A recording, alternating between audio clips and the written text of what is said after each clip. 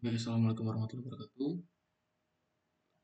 Di sini perkenalkan nama saya Daniel Kamera Semata dengan NPM 2357051015. Di sini saya akan menjelaskan tentang FSA atau Finite State Automata dalam mata kuliah eh, TBU. Di sini saya mengambil penjelasan dari YouTube yaitu dengan nama Fitria TLM dan juga dari Google. Langsung saja di sini saya akan menjelaskan tentang apa itu FSA. FSA itu adalah suatu model matematika dari suatu sistem yang menerima input dan output discrete. Finite State Automata FSA merupakan mesin automata dari bahasa reguler, dan suatu FSA memiliki state yang banyak berhingga dan berpindah-pindah. Perubahan state ini dinyatakan dengan fungsi transisi. Lanjut saja. Nah, di sini ada contohnya dan penjelasannya. Lingkaran menyatakan state atau kedudukan. Ini lingkaran ini merupakan state atau kedudukan. Selanjutnya untuk label itu adalah event nama dari state tadi, event atau ODD. Selanjutnya di sini busur ini dinyatakan sebagai transisi. Uh, Selanjutnya di sini label dan busur adalah simbol input, dan lingkaran didahulukan. Sebuah busur tanpa label ini menyatakan state awal. Jadi ini kan ada label 0, 1, 1, 0. Ini bukan start. Jadi start itu mulai dari yang tanpa label atau busur yang tanpa label ini. Selanjutnya di sini ada lingkaran ganda. Ini lingkaran ganda ini dinyatakan sebagai state akhir atau final. Nah, dalam FSA ini bisa dilambangkan key. Key ini merupakan label dari sebuah state, yaitu ODD dan event. Selanjutnya untuk sigma ini untuk melambangkan 0 dan 1 dalam transisi. S ini adalah start atau awalan dari sebuah um, input dari sebuah awalan. Selanjutnya di sini F ini dipakai berfungsi untuk state akhir, untuk ODD sebagai lambang state akhir. Selanjutnya, nah meskipun pada contoh di atas state akhirnya hanya satu, pada umumnya terdapat sejumlah state akhir. State akhir hanya menyatakan kedudukan state, tentu sebagai kedudukan yang terima. Nah, di sini ada penjelasan lebih rinci lagi, yaitu key himpunan state atau kedudukan. Sigma ini himpunan simbol input atau masukan atau abjad. Selanjutnya di sini ada transisi dilambangkan sebagai mungkin um, angka dan ya mungkin ya, fungsi transisi, dan S ini state awal atau start tadi. F ini adalah state akhir. Selanjutnya di sini um, dikasih contoh, ini adalah otomata mesin DFA. Pada otomata berhingga deterministik atau DFA ini, uh, sebut DFA dari suatu state ada terdapat satu state berikutnya. Jadi apa sih maksudnya? Maksudnya adalah ini merupakan state awal. Transisinya itu berarti dia dari key 0 ini bisa um, kembali ke state key 0 lagi, itu makanya. Dan selanjutnya ada B, dilambangkan dengan B tanda panah ini, key 0 ke transisi ke key 1. Ini yang dimaksud dari satu state ada tepat satu state berikutnya. Jadi ada dua state. Selanjutnya um,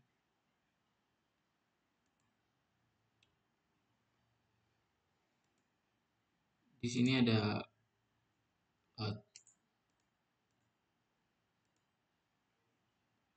di sini ada contoh studi kasus. Misalnya kita lihat dari contoh mesin DFA dari gambar satu tadi. Pada gambar tersebut diinputkan string ABB pada mesin tersebut, maka berakhiran pada key 2. Kalau key 2 berarti step itu atau cara kerja ini berhasil. Karena state 2 ini ringnya itu ada 2, itu melambangkan state akhir. Lihat lagi, di sini adalah ABB, berarti dari state awalnya itu dari Q1, berarti ke A, lanjut Q0 ke B, Q1 berarti ke B lagi, ke Q2. Nah, dia berakhir di state terakhir atau Q2, maka dia disebut dengan LM atau sebutnya berhasil. Selanjutnya jika kita contohkan dengan menginputkan BA, maka inputannya akan berakhir di Q1. Kita lihat lagi ya di contoh mesin DEVA-nya. Tadi disebutkan BA. Jadi Q0 dari startnya ini, Q0 tanda panahnya ke Q1B, selanjutnya ke A, selanjutnya lagi ke B, ke Q2, dari Q2 A-nya ke Q1, maka dia berakhir di Q1, maka itu tidak dapat diterima, tidak berada dalam LM. Selanjutnya di sini kita cari studi kasus di Google. Di sini ada studi kasus, contohnya seperti ini. Pada DFA ini, lambang key ini yaitu berlabel state Q0, Q1, Q2, dan Q3. Q0, Q1, Q2, dan Q3. Dan E atau sigma ini melambangkan 0 dan 1. S ini start itu dimulai dari Q0 dan berakhir pada Q0 juga. Nah, di sini kita diberi soal yaitu berikan string 011 dan 1010. Buktikan bahwa string tersebut diterima atau ditolak. Nah, kita cari dulu, kan startnya mulai dari Q0. Kita cari tanda panah dari Q0 yang melambangkan 0. Berarti ini kan. Jadi Q0 ke 0 berarti ke Q2. Selanjutnya ada melambangkan ke 1. Berarti ke 1. Lanjut dari Q2 ke Q3. Selanjutnya maka kita cari satu lagi. Berarti dia berakhiran di Q2. Dan Q2 ini bukan state terakhir. State terakhirnya tadi adalah Q0. Selanjutnya kita cari lagi nih. Dengan berakhiran di Q0, yaitu 1010. 1010 ini dapat dicari ke 10 dari Q0 ini ke 1 dari mana? Ini kan bukan. Jadi tanda panah keluar ke 1 berarti dari Q0 ke Q1. Selanjutnya kita cari 0. 0 ini tanda panah keluar. Bukan ini, karena ini tanda panah ke dalam. Berarti ke Q3. Selanjutnya dari Q3 ini cari 1. Berarti ke Q2. Selanjutnya dari Q2 ini cari lagi tanda panah ke 0. Berarti berakhiran ke Q1. Maka string 1010 ini dapat diterima. Oke, baik. Untuk pertanyaan, saya mempersiapkan ada 3 pertanyaan, yaitu apa sih kelebihan dan kekurangan FSA.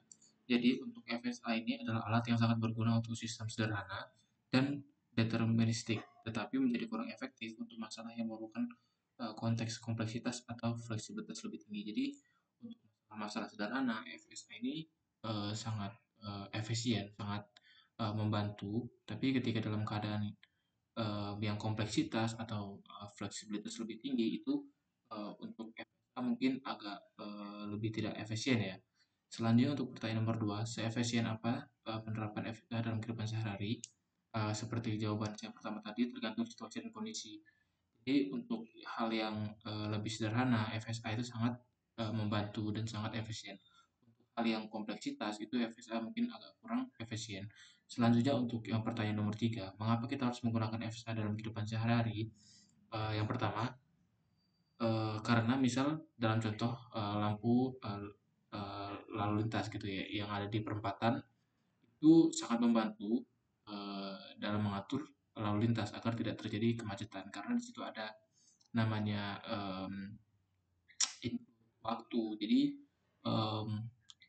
ketika lampu merah itu di satu jalur, misalnya jalur 1 atau state pertama ini berwarna merah, berwarna hijau, maka yang lainnya berwarna merah. Nah, di situ ada timer waktu, ada include waktu, dan ketika waktunya itu sudah habis, maka dia akan